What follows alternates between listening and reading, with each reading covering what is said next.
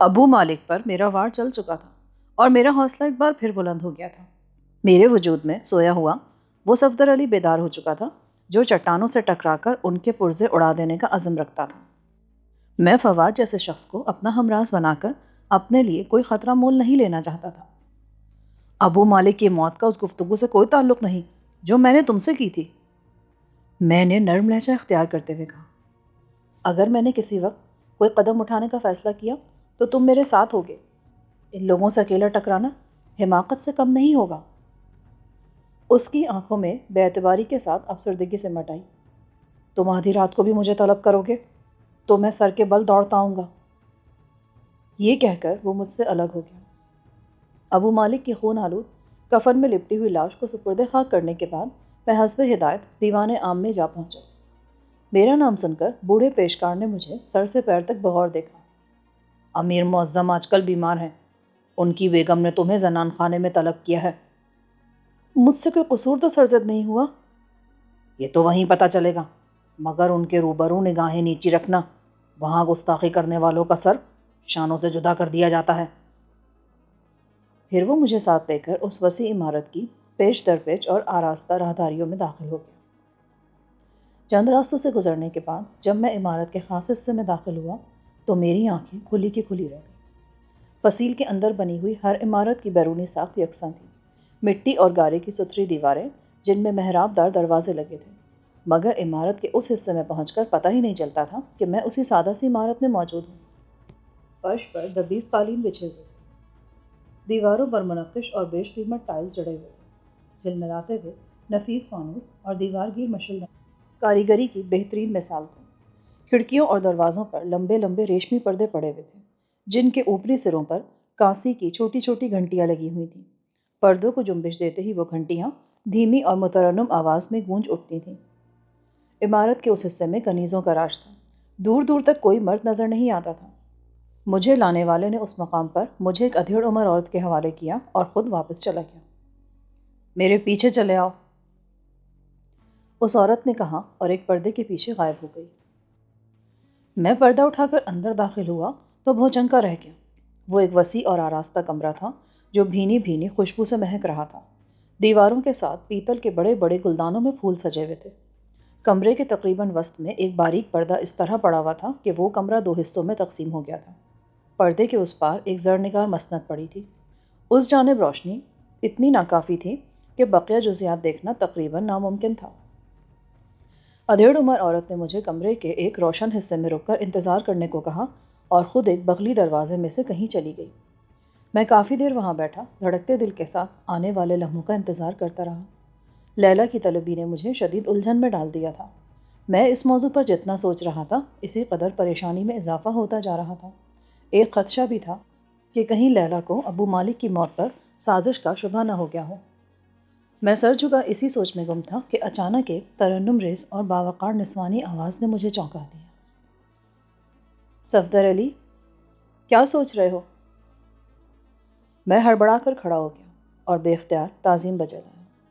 پردے کے اس پار مسند پر کوئی موجود تھا۔ میری سمت والے حصے میں روشن مشلوں کا انعکاس مسند والی کے لباس میں ٹکے ہوئے بیش قیمت جواہرات اور ان سے بھی بے مثال دو چمکتی آنکھوں میں مزید چمک پیدا کر رہا تھا۔ میری نگاہیں تجسس کے عالم میں اسی طرف مرکوز تھی کہ مومن مجھے پیشکار کے الفاظ یاد آئے اور میرا سر جھکتا چلا گیا۔ تم پر سلامتی ہو، اپنی جگہ پر بیٹھ جاؤ۔ مجھے ابو مالک کی موت کا بہت افسوس ہے۔ آخر یہ حادثہ کیسے ہوا؟ وہ بہت نیک اور نفیس انسان تھا۔ میں اس اجنبی بستی میں ایک دوست سے محروم ہو گیا ہوں۔ میں سویا ہوا تھا کہ گھٹی گھٹی چیخ سے میری آنکھ کھل گئی۔ باہر پہنچا تو وہ اونٹ جنون کے عالم میں ابو مالک کی کھوپڑی چبا چکا تھا اور اس بدنصیب کا بدن ہولے ہولے کانپ رہا تھا۔ میں نے مشتعل اونٹ کی مہار تھام کر اسے دور کیا اور مدد کے لیے چلانے لگا، مگر وہ اتنی رات گئے وہاں گیا کیوں تھا مجھے علم نہیں۔ وہ اکثر رات کو گھنٹوں وہاں بیٹھا رہتا تھا۔ اسے اپنے اونٹوں سے بے انتہا محبت تھی اور وہ اکثر ان کی تربیت پر ناز کرتا تھا۔ میں نے جھوٹ بولا۔ شاید یہی ناز اسے لے ڈوبا، پر وہ ایسی موت کا حقدار نہیں تھا۔ تمہیں علم ہے کہ آج تمہیں کہیں روانہ کیا جانے والا ہے؟ ہاں، ابو مالک مجھے بتا چکا ہے۔ اس کی موت نے میرے لیے دشواری پیدا کر دی ہے۔ غلام حاضر ہے، جو حکم لو اسے بجا لائے گا، اندر آ جاؤ۔ اس بار لیلا کا لہجہ قدرے دھیما تھا۔ میں جھجکتے ہوئے اپنی جگہ سے اٹھا اور باریک پردہ اٹھا کر کمرے کے نیم تاریک مہکتے ہوئے حصے میں داخل ہو گیا۔ پردوں کی جنبش کے ساتھ ہی اوپر لگی ہوئی کانسی اور چاندی کی گھنٹیاں بج اٹھیں۔ قریب آ جاؤ۔ میں دھڑکتے دل کے ساتھ اس کے روبرو جا پہنچا۔ چند لمحوں تک میری نگاہیں جھکی رہیں۔ میرے ذہن پر امیر معظم کی بیوی کی ہیبت طاری تھی، جس کی طرف نگاہیں اٹھانا بھی ناقابل معافی تھا۔ اچانک میرے ذہن میں شوریدگی سر ابھارنے لگی۔ وہ امیر معظم کی بیوی ہی صحیح، مگر اس وقت وہ خود مجھے اپنے اعتماد میں لے رہی تھی۔ اس نے میرے سامنے کسی الجھن کا اعتراف کیا تھا۔ مجھے حریری پردے عبور کر کے اس طرف بلایا گیا تھا جس طرف کسی مرد کے قدم نہیں گئے تھے۔ بے اختیار میری نگاہیں اس کی طرف اٹھتی چلی گئیں اور پھر حیرت و ستائش کے عالم میں اسی پر جم کر رہ گئی۔ اگر اس میں جان نہ ہوتی، اگر میں اپنے کانوں سے اس کی مد بھری آواز نہ سن چکا ہوتا، تو میں اسے مرمر سے تراشا ہوا حسن کا ایک تخلیقی شاہکار ہی سمجھتا، مگر وہ جیتی جاگتی حالت میں میرے سامنے موجود تھی۔ حسن کا ایسا بھرپور امتزاج، سراپے کا ایسا توبہ شکن انداز، جسم کا ایسا لطیف گداز میرے تصور کو چھو کر بھی نہیں گزرا تھا۔ شانوں کے دونوں طرف پڑے ہوئے ریشمی دراز گہرے سیاہ بال، جگمگاتی ہوئی کشادہ پیشانی، بڑی بڑی نیلی سحرکار آنکھیں، بھرے بھرے گلابی رخسار، پتلی ستواں ناک، مختصر دہانہ، پتلے پتلے گلابی ہونٹ جن سے کسی بھی لمحے خون چھلک سکتا تھا، گردن کی جلد اتنی نازک کہ خون کا دوران تک نظر آئے، نیچے گلے کا سیاہ مخملی لبادہ جس پر سنہرا کام جگمگا رہا تھا۔ گریبان پر نظر پڑتے ہی میرا دل دھڑکنا بھول گیا۔ اس کے گلے میں، کلائیوں پر اور انگلیوں میں قیمتی پتھروں کے بیش قیمت زیورات سلیقے کے ساتھ موجود تھے۔ اس کی پتلی پتلی مخروطی انگلیاں بے چینی کے عالم میں بار بار زرنگار مسند کے ہتھے کو دبا رہی تھیں، جیسے وہ شدید اضطراب کے عالم میں تھی۔ اس کی بڑی بڑی نیلی آنکھیں ناکافی روشنی میں میرے چہرے پر جمی ہوئی تھیں۔ تمہیں معلوم ہے آج تمہیں کہاں بھیجا جانے والا ہے؟ قسمت نے ابو مالک کو یہ بتانے کی مہلت نہیں دی۔ سورج ڈھلنے کے بعد تم یہاں سے اونٹ پر سوار ہو کر مشرق کی طرف روانہ ہو جاؤ گے، اور اگر تم راہ نہیں بھٹکے تو کل سورج کی تمازت بڑھنے سے قبل صحرا عبور کر کے برکہ پہنچ جاؤ گے۔ وہاں یوسف نامی ایک مجذوب کا بہت شہرہ ہے۔ تم تنہائی میں اس سے مل کر میری ایک نشانی دو گے اور پھر اس کی ہدایت پر پوری طرح عمل کرو گے۔ یہ کہتے ہوئے لیلا نے چاندی کی ایک وزنی انگوٹھی میری طرف بڑھا دی، جس پر نہایت باریک اور پیچیدہ خطوط میں چند الفاظ کندہ تھے۔ انگوٹھی لیتے ہوئے میرا ہاتھ اس کی نرم و نازک انگلیوں سے ٹکرایا اور میرے بدن میں سنسنی کی ایک عجیب لہر دوڑ گئی۔ شاید وہ میرے چہرے کی بدلتی کیفیت سے میرے دل کا حال بھانپ گئی تھی، کیونکہ اس کے لبوں پر دلکش مسکراہٹ ابھر آئی تھی۔ ابو مالک کی موت سے اگر کوئی دشواری پیدا ہو گئی ہو تو میں ہر خدمت کے لیے تیار ہوں۔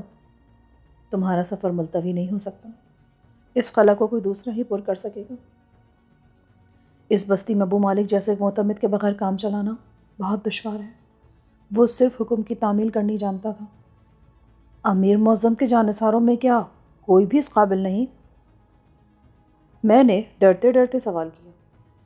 میرے علاوہ اس کا کوئی بھی جانثار نہیں ہے، اور مجھے اپنے آدمیوں میں سے کسی پر اتنا بھروسہ نہیں کہ اسے ابو مالک کی جگہ دے سکوں۔ میں خاموش رہا۔ اس کی چمکتی ہوئی نگاہیں میرے چہرے پر جمی ہوئی تھیں۔ میری طرف کیا دیکھ رہے ہو؟ تمہارے حسین اور روشن سراپے میں الشیوخ والوں کی خوشبختی کو تلاش کر رہا ہوں۔ اس بار میں نے ہمت کر کے تکلف کی دیوار گرا دی۔ وہ جو بھی ہو، مگر تھی تو ایک عورت ہی، اور میں اس کی آنکھوں میں ابھرتی ہوئی تحریر کو پڑھ چکا تھا۔ کیا تمہیں بتایا نہیں کیا کہ میری طرف نگاہیں اٹھانے والوں کا سر قلم کیا جا سکتا ہے؟ تمہارا حکم ہو تو میں اپنا سر خود تمہارے قدموں میں ڈال سکتا ہوں۔ اس کا نرم لہجہ میرا حوصلہ بڑھا رہا تھا۔ اس نے مضطرب نگاہوں سے چاروں طرف دیکھا، پھر سرگوشیانہ لہجے میں بولی، میرے پیچھے چلے آؤ، یہاں تک آ گئے ہو تو چند قدم اور صحیح۔ اس بار وہ مجھے لے کر جس آسائش گاہ میں داخل ہوئی وہ کسی بھی جواں دل کو مسحور کر دینے کے لیے کافی تھی۔ مجسموں اور تصاویر سے مزین اس مہکتی ہوئی آراستہ خوابگاہ میں ضرورت کی ہر وہ چیز موجود تھی جس کا تصور کیا جا سکتا تھا۔ میرے اندر داخل ہوتے ہی لیلا نے پلٹ کر دروازہ بند کر دیا اور کمرہ بالکل تاریک ہو گیا۔ یہ لمحات تم اسی خوابگاہ میں بھول جاؤ گے۔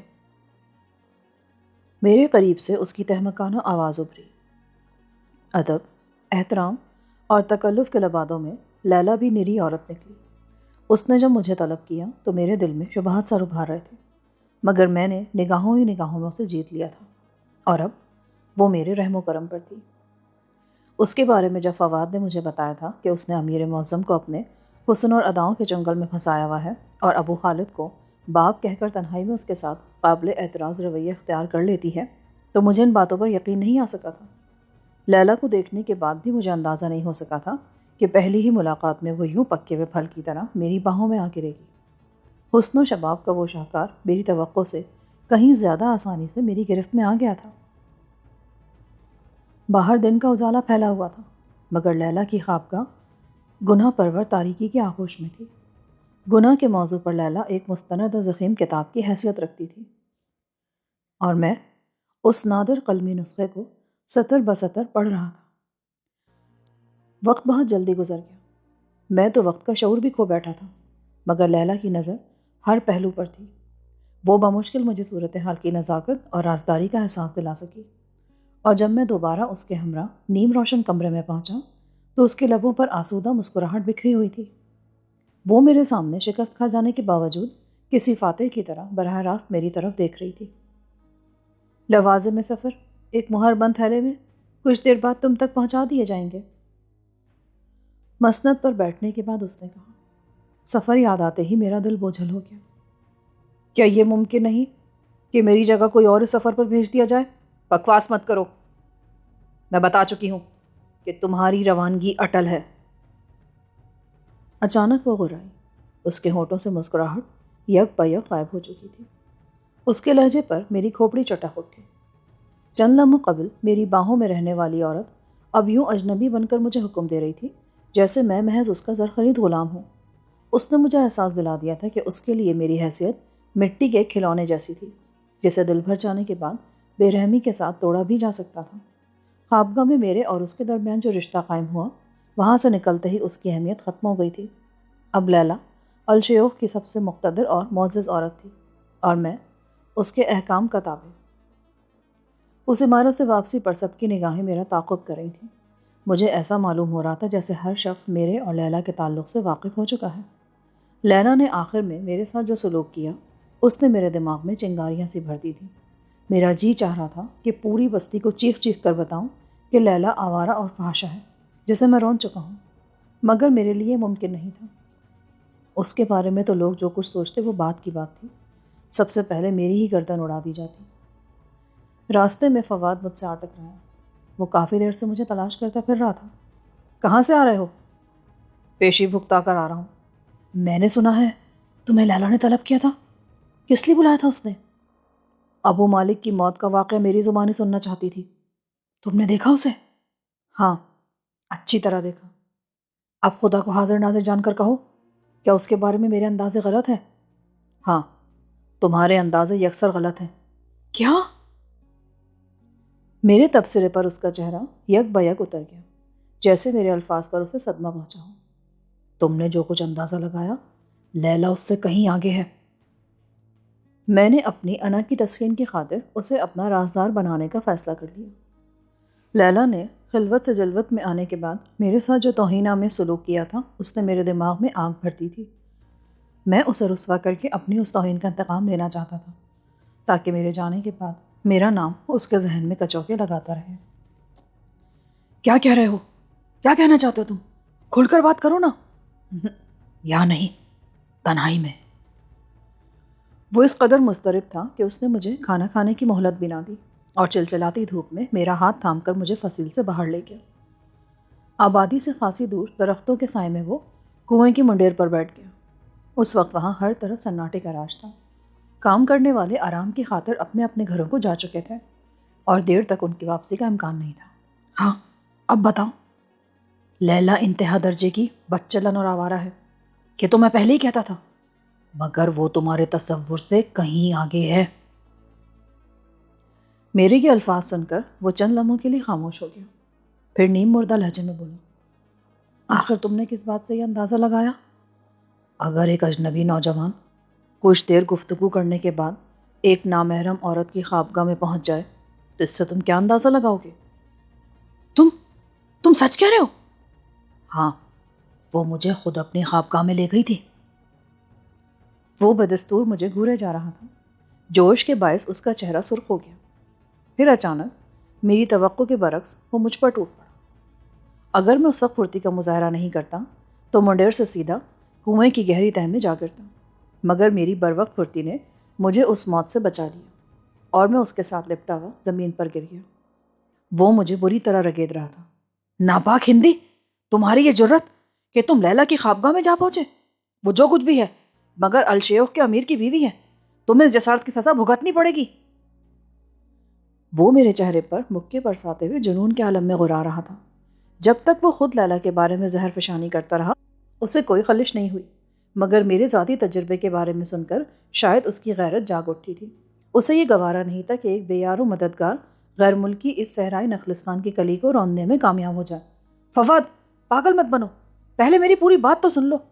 خنزیر، اب کیا اس کے ایک عضو کی تفصیل سناؤ گے؟ میں تمہیں زندہ نہیں چھوڑوں گا، اور وہ حرامزادی، وہ بھی میرے ہاتھوں اپنے انجام کو پہنچے گی۔ تم دونوں نے الشیوخ کے چہرے گناہ کی سیاہی سے آلودہ کر دیے ہیں۔ اس کے تیور خطرناک تھے۔ میں نے پوری کوشش صرف کر کے اس کے دونوں ہاتھ جکڑ لیے۔ جب وہ ہاتھ چھڑانے میں کامیاب نہ ہو سکا تو اس نے میرے سینے پر وحشیانہ ٹکر مارنے کی کوشش کی، مگر میں نے مزید کوئی خطرہ مول لیے بغیر اس کے پیٹ میں لاتے اڑا کر اسے دور اچھال دیا۔ وہ چیختا ہوا دور جا گیا اور میرے اٹھنے سے قبل ہی کسی سانڈ کی طرح غراتا ہوا پھر میری طرف لپکا۔ اس بار میں نے مٹھی بھر ریت اس کے چہرے پہ دے ماری۔ آنکھوں میں ریت پڑنے کے باعث وہ جہاں تھا وہیں رک گیا اور مغلظات بکتے ہوئے اپنی آنکھیں صاف کرنے کی کوشش کرنے لگا۔ میں نے اٹھ کر اپنے اوسان درست کیے اور اس سے محفوظ فاصلے پر رہ کر بولا، میرے الفاظ پر تم پاگل ہوئے جا رہے ہو، اور جب اپنی آنکھوں سے ابو خالد کی آغوش مجھ سے دیکھا تھا تو شرما کر وہاں سے ہٹ گئے تھے۔ کیا یہی تمہاری غیرت ہے؟ میں تمہیں فنا کر دوں گا، زیادہ بکواس مت کرو۔ وہ دونوں ہتھیلیوں سے آنکھیں ملتے ہوئے تیش کے عالم میں دھاڑا۔ اچانک مجھے ایک تدبیر سوجھ گئی۔ میں نے اپنی انا کی تسکین کے لیے اسے اعتماد میں لے کر بڑی غلطی کی تھی۔ وہ جذباتی نوجوان اس روح فرض حقیقت کا صدمہ نہ سہ سکا تھا، جبکہ اس کی نفرت میرے لیے موت کا پھندہ بن سکتی تھی۔ پوری بات سن کر تم مجھے فنا بھی کر دو تو دکھ نہیں ہوگا۔ وہ مجھے اپنی خوابگاہ میں لے گئی، اس نے اپنا وجود میرے حوالے کرنا چاہا، لیکن میں اس کے جال میں نہیں آیا۔ میں جانتا تھا کہ اگر میں نے اس کی دعوت قبول کر لی تو اس کمرے سے میں زندہ نہیں نکل سکوں گا۔ وہ اپنا راز چھپائے رکھنے کے لیے مجھے ابو مالک کے قتل کے جرم میں ہلاک کرا دیتی۔ وہ اشاروں کنائے میں اپنا مدعا بیان کرتی رہی۔ اس کی شاہانہ تمکنت اور غرور نے یہ گوارا نہیں کیا کہ خوابگاہ کی تنہائی میں آئے ایک بے حقیقت مرد کو دو ٹوک لفظوں میں اپنی سیج پر آنے کی دعوت دے، اور میں انجان بنا اس کے لیے احترام آمیز رویے کا مظاہرہ کرتا رہا، اور آخرکار اس نے مجھے وہاں سے نکال دیا۔ وہ یہی سمجھی ہوگی کہ میں اس کا مطلب نہیں سمجھا۔ حکمران عورتیں جب عیاشی پر اتر آئیں تو ان کی خلوت میں آنے والے مرد کیڑے مکوڑوں کی طرح مار دیے جاتے ہیں تاکہ ان کی رنگین مزاجی کے قصے چار دیواری سے باہر نہ نکلنے پائے۔ اگر تم اب بھی مجھے مجرم سمجھتے ہو تو بڑھو آگے اور دبا دو میرا گلا، میں ذرا بھی مزاحمت نہیں کروں گا۔ مجھے اطمینان ہوگا کہ میرے ایک دوست نے سوچ سمجھ کر مجھے مارنے کا فیصلہ کیا ہے، میں کسی جذباتی فیصلے کا شکار نہیں ہوا ہوں۔ وہ سرخ سرخ آنکھیں جھپکاتے ہوئے مسلسل مجھے گھورے جا رہا تھا۔ میں خاموش ہوا تو اس کے حلق سے سرسراتی آواز نکلی، تم جھوٹ بول رہے ہو۔ میں نے تمہیں حقیقت بتا دی ہے، اگر تم اسے جھوٹ سمجھ رہے ہو تو پھر جھجک کیوں رہے ہو؟ بڑھو آگے اور اپنی آبرو کے لٹیرے کو ہلاک کر دو۔ میرے ان الفاظ نے اس پر خاصا اثر کیا، مگر وہ بدستور الجھن کا شکار تھا۔ وہ حسین ساحرہ ہے، اس کی چمکتی ہوئی نیلی آنکھوں میں کسی ناگن جیسی کشش ہے۔ یہ کیسے ہو سکتا ہے کہ وہ کسی کو پسند کر لے اور پھر بھی پیاسی ہی رہے؟ بات پسند اور ناپسند کی نہیں ہے فواد، تم ابھی نادان ہو۔ ذاتی غرور اور تمکنت سے کوئی شخص ایک حد سے نیچا نہیں گر سکتا۔ اگر وہ کھل کر اپنی پسند کا اظہار کر ہی دیتی تو واقعی مجھ میں انکار کی مجال نہ ہوتی، اور شاید اس وقت میں ابو مالک کے قاتل کی حیثیت سے تختہ دار پر لٹکا ہوا ہوتا، تمہارے ساتھ یہاں موجود نہ ہوتا۔ اگر تم سچے ہو تو واقعی فرشتے ہو، مجھے معاف کر دو، میں نے تمہیں سمجھنے میں غلطی کی تھی۔ اب وہ اعتدال پر آتا جا رہا تھا۔ اس کو قدرت نے واقعی بے پناہ حسن و کشش سے نوازا ہے۔ میں نے اپنی زندگی میں اس جیسی بھرپور عورت نہیں دیکھی۔ میں تو کنویں سے پیاسا لوٹ آیا، مگر مجھے ڈر ہے کہ کوئی دوسرا آدمی اس کی نظروں کو نہ بھا جائے۔ تمہیں اس کا تدارک کرنا ہی ہوگا۔ میں اسے زندہ نہیں چھوڑوں گا۔ میں اس کی زندگی کا چراغ ہمیشہ ہمیشہ کے لیے گل کر دوں گا، تاکہ الشیخ والوں کو کسی اجنبی کے سامنے سر جھکا کر نہ چلنا پڑے۔ اس کا ہر سانس حرم میں غلاظت گھولتا رہے گا۔ اس کا تدارک میرا فرض بن گیا ہے۔ خدا تمہیں کامیاب کرے۔ میں نے دھیمے لہجے میں کہا، میں آج ہی اسے ٹھکانے لگا دوں گا۔ تم اس مقدس کام میں کیا میری مدد کر سکو گے؟ سورج کی تمازت کم ہو تو مجھے یہاں سے روانہ ہونا ہے بھائی، اور اس معاملے میں جلد بازی مناسب بھی نہیں۔ تمہیں اپنی حفاظت کا بھی خیال رکھنا ہوگا۔ وہ زہریلے انداز میں ہنس دیا۔ میری حفاظت کی فکر نہ کرو۔ اس علاقے میں زہریلے بچھو بکثرت پائے جاتے ہیں۔ اگر وہ پتھر کو ڈنک مار دے تو پتھر ریزہ ریزہ ہو جاتا ہے۔ اس کے نرم جوتے میں دبکا ہوا بچھو پیر ڈالتے ہی اپنا ڈنک چلائے گا اور وہ جہنم کی راہ پکڑ لے گی۔ کیا واقعی یہاں ایسے موذی بچھو ہوتے ہیں؟ میں نے تو اب تک ایک بھی نہیں دیکھا۔ وہ صحرا میں ہوتے ہیں، نمی اور سبزے میں وہ نہیں پنپ سکتے۔ بچھو تو خیر مل جائیں گے، مگر مجھے دکھ اس بات کا ہے کہ لیلا کی اکڑی ہوئی بھیانک لاش قبر میں اتاری جائے گی تو تم اسے مٹی نہیں دے سکو گے۔ آخر تمہیں جانا کہاں ہے؟ اس کے حکم پر ایک گمنام منزل کا سفر درپیش ہے مجھے۔ اس کا تو آخری وقت آن پہنچا ہے۔ اس کے حکم کی تعمیل کر کے کیا کرو گے تم؟ تم بھول رہے ہو کہ یہاں مقامی عربوں کے روپ میں اس کے مسلح اور معتمد محافظ بھی موجود ہیں۔ وہ مجھ سے جواب طلب کر سکتے ہیں۔ میں تو شروع سے ہی لیلا اور ابو خالد کو ناقابل شکست سمجھتا آیا تھا۔ شاید اسی لیے لیلا کو ابو خالد کے ساتھ بغل گیر دیکھ کر مجھے اشتعال نہ آیا۔ تم نے ان کے خلاف میری ہمت بندھائی، اور اب اس کا نتیجہ سامنے آنے والا ہے تو تم الشیوخ سے جا رہے ہو۔ مجھے خود افسوس ہے، میں نے تمہاری بستی میں اچھے دن گزارے ہیں۔ پھر ہم دوستانہ ماحول میں باتیں کرتے ہوئے وہاں سے واپس چل دیے۔ راستے میں کئی بار مجھے خیال آیا کہ فواد کو اونٹوں کے ذریعے خفیہ پیغام رسانی کے طریقوں وغیرہ سے آگاہ کر دوں، تاکہ لیلا سے نمٹنے کے بعد وہ اس جال کو بھی کاٹ سکے، مگر میں زبان کھولنے کی ہمت نہ کر سکا۔ ایک نازک موضوع پر زبان کھول کر میں اس کا احمقانہ رد عمل بھگت چکا تھا، اور مجھ میں دوسرا خطرہ مول لینے کا حوصلہ نہیں تھا۔ فواد سے رخصت ہو کر میں طعام خانے پہنچا تو معلوم ہوا کہ قاصد میری تلاش میں گھومتا پھر رہا ہے۔ کھانے سے فارغ ہو کر میں جھونپڑے میں پہنچا تو وہ ایک مہر بند تھیلا لیے وہیں میرا انتظار کر رہا تھا۔ چند ثانیوں کی رسمی گفتگو کے بعد اس قاصد نے چرمی تھیلا میرے حوالے کر دیا۔ تم اتنی دیر سے کہاں غائب تھے؟ میں ہر جگہ تمہیں تلاش کر چکا تھا۔ باہر نخلستان کی طرف نکل گیا تھا۔ روانگی سے پہلے الشیوخ کے حسین نظاروں کو آخری بار دیکھنا چاہتا تھا۔ تیار ہو جاؤ، ہمیں اب یہاں سے روانہ ہو جانا چاہیے۔ تو تم بھی میرے ساتھ جاؤ گے؟ شاید تم تنہا منزل تک نہ پہنچ سکو۔ تمہیں بخیر و عافیت منزل تک پہنچانا میری ذمہ داری ہے۔ یہ سن کر مجھے مایوسی ہوئی۔ الشیوخ سے روانگی کی اطلاع ملنے کے بعد سے میں مسلسل یہ سوچتا رہا تھا کہ میں برکہ کی بجائے کسی اور راستے پر سفر کر کے اس آخری جنگل سے بھی نکل جاؤں گا۔ ایک بار میں ویران صحرا سے نکل کر کسی ہرے بھرے شہر میں پہنچ جاتا تو نہ لیلا کے نمک خوار میرا سراغ پا سکتے تھے اور نہ ابو خالد کے گرگے مجھ تک پہنچ پاتے۔ میں کسی نہ کسی طرح پاکستان پہنچنے کا بندوبست کر سکتا تھا، جہاں میری سیتا میری منتظر تھی۔ ایک بار اپنی کھوئی ہوئی محبت کو میں دوبارہ پا لیتا تو پھر میرے لیے پارس کی بازیابی کی جدوجہد کرنی بھی آسان ہو جاتی۔ تم باہر جا کر سواری کے لیے اونٹوں کا انتخاب کر لو۔ اس اثنا میں اس چرمی تھیلے میں بند چیزوں کا جائزہ لے لوں۔ وہ میری اس تجویز پر کوئی اعتراض کیے بغیر اٹھ کر باہر چلا گیا۔ میں نے مہر توڑ کر چرمی تھیلے کا منہ کھولا تو چند کاغذات کے ساتھ ایک تیز پھل والا شکاری چاقو اور تعویذ بھی نظر آیا۔ یہ تعویذ بالکل اسی قسم کا تھا جس قسم کا اونٹوں کے ذریعے پیغام رسانی میں استعمال کیا جاتا تھا۔ تعویذ کے ساتھ موجود کاغذات پر عربی کے بجائے نہایت شستہ انگریزی میں میرے لیے ہدایات درج تھیں۔ میرے لیے یہ بات بھی حیرت کا باعث ثابت ہوئی کہ الشیوخ جیسی دور افتادہ اور پسماندہ بستی میں بھی انگریزی زبان پر قدرت رکھنے والا کوئی ایسا شخص موجود تھا جس پر لیلا کو پورا بھروسہ تھا۔ اگر وہ اس کا معتمد نہ ہوتا تو لیلا ہدایات لکھوانے کے لیے اسے ہرگز استعمال نہ کرتی، یا پھر وہ خود انگریزی زبان سے بخوبی واقف تھی اور اس نے خود ہی وہ تمام ہدایات درج کی تھیں۔ اگر میرا دوسرا اندازہ درست تھا تو لیلا حد درجہ مکار عورت تھی۔ اس نے انگریزی زبان سے اپنی واقفیت کو بڑی خوبصورتی کے ساتھ راز رکھا ہوا تھا۔ سب لوگ یہی جانتے تھے کہ وہ ایک خالص عرب عورت ہے اور علاقائی زبان کے علاوہ کوئی اور بولی نہیں جانتی۔ ہدایات کے مطابق مجھے سعود نامی اس شخص کی رہنمائی میں برکہ پہنچنا تھا۔ وہ شخص مجھے برکہ پہنچا کر واپس لوٹا تھا۔ اس بستی میں مجھے اپنے طور پر یوسف مجذوب سے ملنا تھا اور نہایت رازداری کے ساتھ اسے لیلا کی دی ہوئی نقرے انگوٹھی دینی تھی۔